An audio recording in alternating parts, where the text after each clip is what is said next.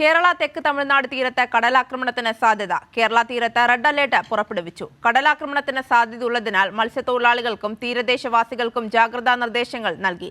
സുലേഖ ശശികുമാർ വിശദാംശങ്ങളുമായുണ്ട്. സുലേഖ, കാലാവസ്ഥാ വകുപ്പിന്റെ ഏറ്റവും പുതിയ മുന്നറിയിപ്പ് പ്രകാരം എങ്ങനെയാണ് വിവരങ്ങൾ? കഴിഞ്ഞ മാസവും ഇത്തരത്തിൽ കള്ളക്കടൽ പ്രതിഭാസം ഉണ്ടായിരുന്നു.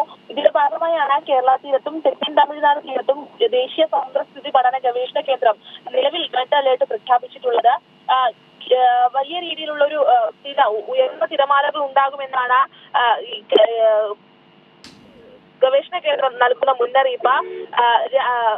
ഇന്ന് രാവിലെ 4:05 രാവിലെ 2:30 മുതൽ 5-ാം തീയതി മെയ് 5-ാം തീയതി രാത്രി 11 വരെ അതിതീവ്ര തിരമാലകൾ ഉണ്ടായേക്കാം. അതിനൊപ്പം തന്നെ ശക്തിയേറിയ സാധ്യതയുണ്ടെന്നാണ് ഗവേഷണ കേന്ദ്രം സമുദ്രസ്ഥിതി പഠന ഗവേഷണ കേന്ദ്രം നൽകുന്ന മുന്നറിയിപ്പ്. ഇതിന്റെ ഭാഗമായാണ് നിലവിൽ റെഡ് അലേർട്ട് പ്രഖ്യാപിച്ചിട്ടുള്ളത്.